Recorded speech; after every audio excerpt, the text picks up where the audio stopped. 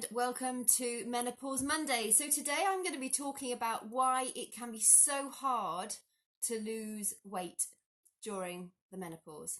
And some of it is to do with what we're eating as far as our fat intake, but a lot of it is due to the fact that as we go through the menopause, our muscles start to atrophy, which means they just don't generate like they used to do prior to menopause. Now, when our estrogen levels eventually fall off, our adrenal glands take up the slack because the ovaries are no longer producing estrogen. And so the adrenals, it's down to the adrenals basically to try and sort of, although the estrogen and progesterone do fall, the adrenals take up the slack of the ovaries, as we're going through that phase. And for a lot of us, our adrenals are either in fatigue already, or they are just tired because of the stressy lives that we live. And because so many of us are constantly sort of dealing with cortisol on a daily basis with, that stress reaction, that also has an effect on how our bodies work optimally or less than optimally. So as we go through, as our estrogen levels fall, so does our collagen, which keeps our skin looking nice and plump, which keeps our bones strong, which helps to build our muscle, and so does our synthesis of protein, and it has a sort of whole knock-on effect to how the whole body responds. So essentially, menopausal atrophy is pretty much as important a problem as something like osteoporosis. I think we all are aware of the fact that we get brittle bones during menopause or after menopause, or that it's a serious risk. Well, also muscle atrophy is as big a problem, and is something that we can address really easily. If you've never been an active person, you've had maybe 40 years of inactivity, you can still get there. If you've been somebody who really has led a sedentary life, there are still things that you can do to change, both dietary and sort of exercise wise. And I'm going to sort of go over all that in a few minutes. But, muscle, essentially, when we eat protein, a lot of people think that, to make muscle, you need to eat protein. Well, actually, many of us eat far too much protein. We do not need as much protein as we actually eat. And anything that we have in excess, our body just turns to fat. So it's not necessarily the protein in our body. It's making sure that we are not allowing or putting our muscles or our bodies into a state where muscle atrophy really does become a big problem. The longer it goes on, the harder it is to come back from it. So, I think we can all get away with so much when we're younger, but certainly midlife kicks in. Some of the nasties show their heads, and the decline does seem particularly fast once you start to go through the menopausal years. But the good news is we can do things about that. So one of the first issues... Excusez-moi. One of the first problems with protein and absorbing protein into our body is the fact that because the adrenal glands take over the work of the ovaries, we have a spike in cortisol. And cortisol actually, it acts like, it prevents the amino acids, which are basically when we eat proteins, the various digestive processes break proteins down into what are called amino acids, and those are like the sort of the foundational basics of protein. And when we have high levels of cortisol in the body, it means that the cell will not accept the amino acids into it. So it's about dealing with stress, keeping our cortisol levels lower, and working the muscles so that they do not atrophy. So it's a several pronged approach really to making sure that we do not get muscle atrophy. But I just want to sort of stress with this, it's not necessarily not eating enough protein. It's the fact that the processes that go on to allow us to absorb the protein are not happening when we start to go through the menopause. So that's the main the main message to take away from this. Now, another sort of problem with absorbing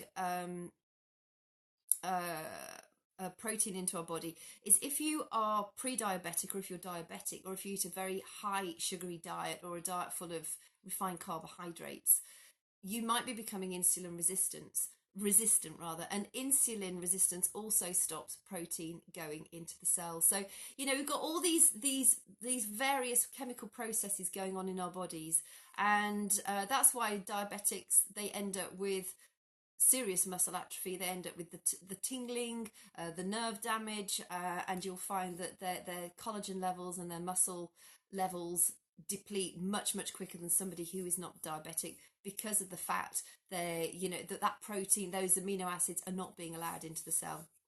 And you'll see somebody who may be that sort of adrenal body type, so living with high stress, living with high levels of cortisol, you'll see you look a bit like an apple on stick legs. The weight tends to go around the belly, and the fat is pulled, or the muscle rather is pulled out of our glutes and our quads, so our thigh muscles and our bum muscles. So you see a lot of women walking around with very small bottoms, very skinny legs, and then big rotund bellies, and that is a typical sort of stressy adrenal type of body of a woman who's gone through the menopause already.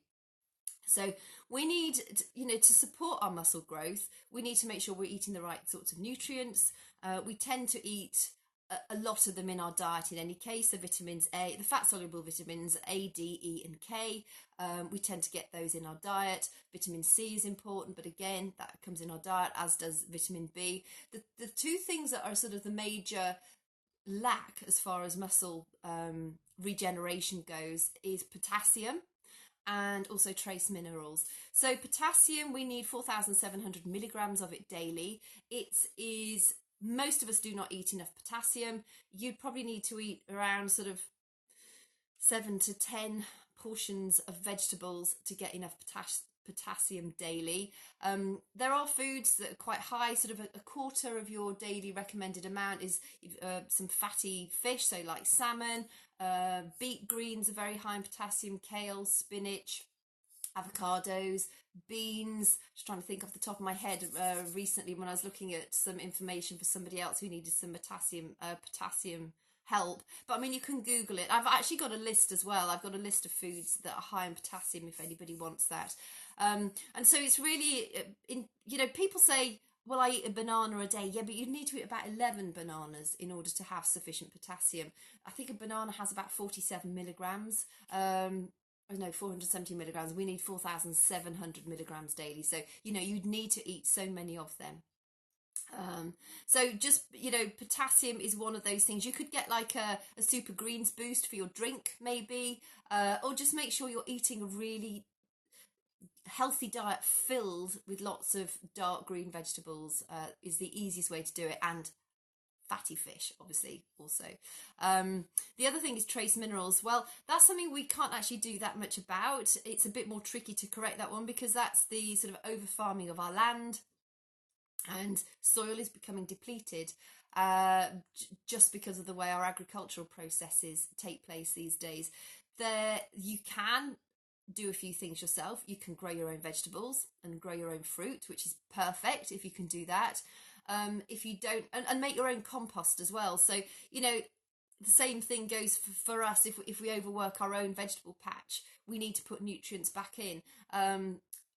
All my vegetable cuttings, I always put back in my compost heap, and we're always rotating grass cuttings and vegetable cuttings, and it makes the most fantastic soil to grow new vegetables in.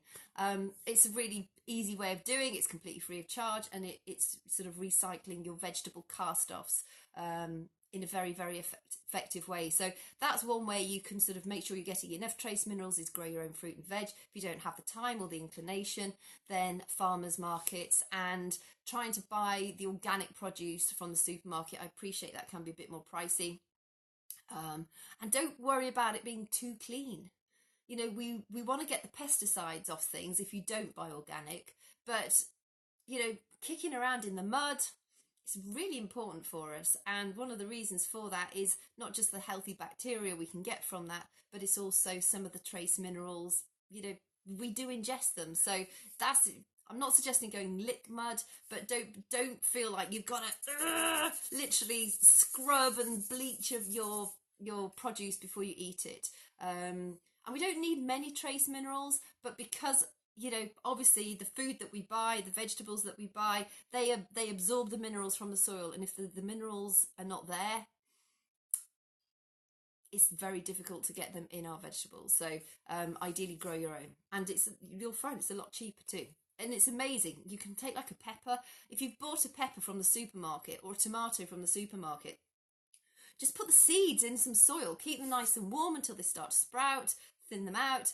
You will be inundated with your own plants. It's the easiest thing to do. Just take seeds out of other plants, stick them in some soil. If they work, great, and if they don't worry about it. But I was literally inundated with pepper plants, chili plants and tomato plants a few years ago, because that's exactly what I did. I just scattered the seeds. I wasn't sure if it was going to work. They did, and we had a never-ending supply. In fact, we couldn't eat all of them. I had to make, I actually did a lot of slow roast. I slow roasted them in the oven, the peppers and the tomatoes, so they sort of dried, and then I made some chutneys and stored them in oil and things like that for future use, and they were absolutely delicious.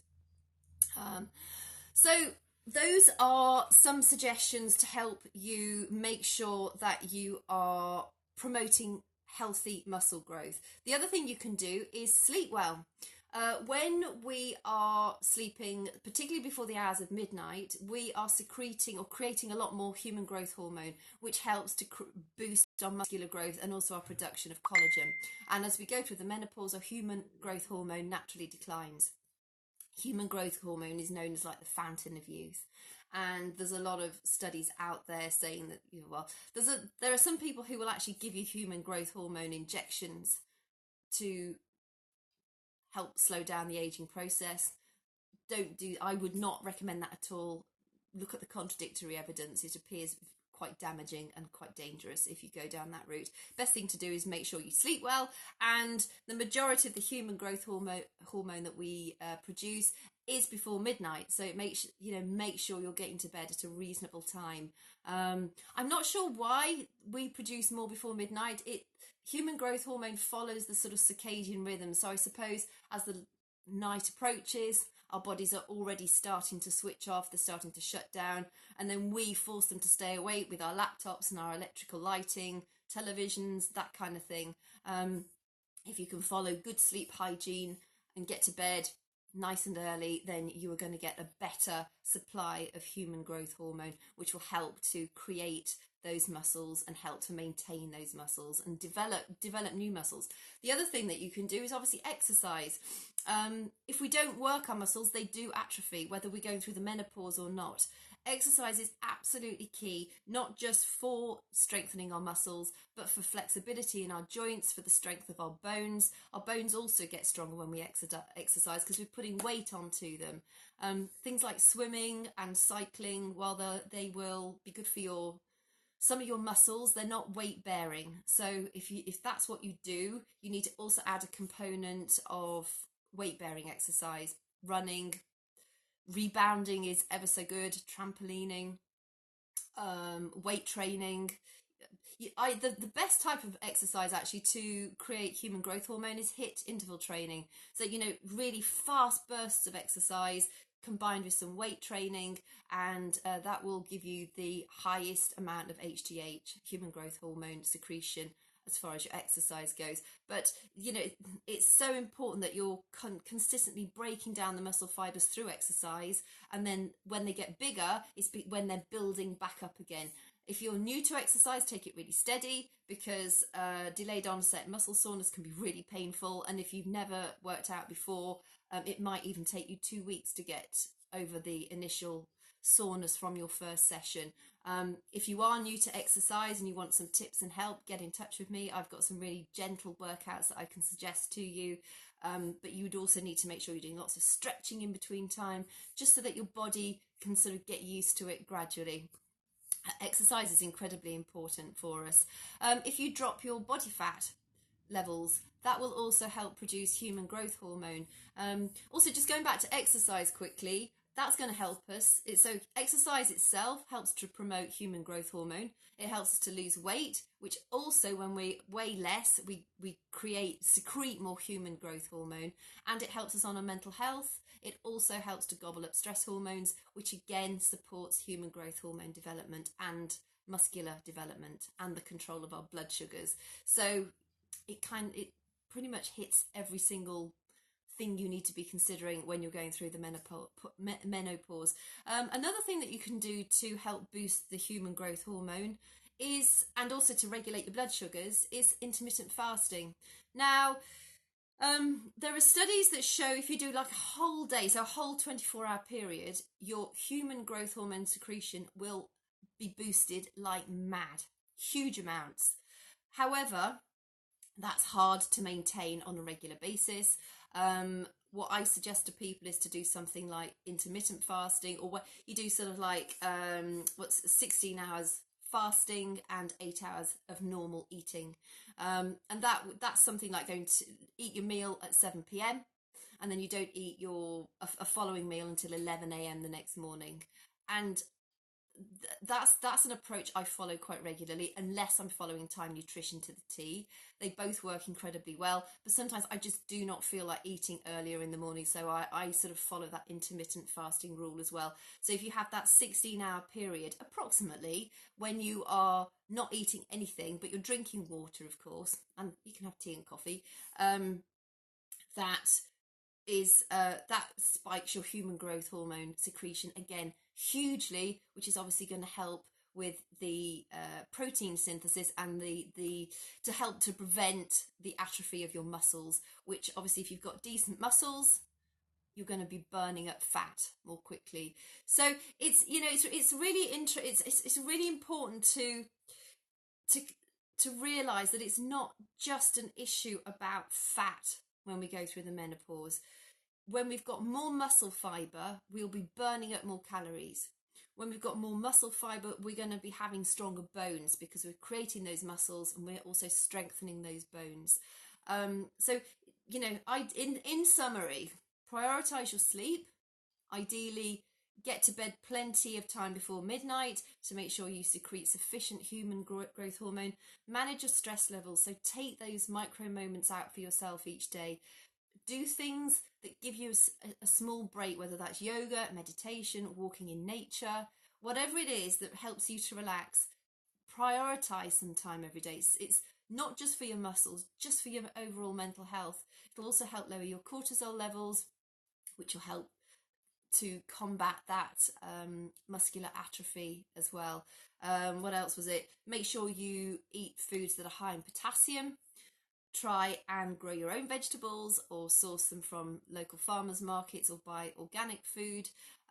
Keep sugars low, and I think that's about it really. Follow a reasonable exercise routine. So I hope that's helped, but just remember, it's not just about fat. There are so many different components that are involved in maintaining a healthy body weight once you've gone through the menopause. And if you have had that sedentary life, if you are completely new and completely shocked at the idea that you're going to have to start to do some kind of exercise on a daily basis, take it really steadily when you start. Your body will get used to it. You may have sore muscles to begin with, but that will go eventually. And the best type of exercise that you can do once you've got into the swing of exercise is either rebounding, HIIT interval training, and weight training. Those three are going to help strengthen your bones to prevent osteoporosis or osteopenia, which is the softening of the bones. They'll help to build up those muscle fibers, and they'll also help to boost your levels of human growth hormone, which are going to help on every level.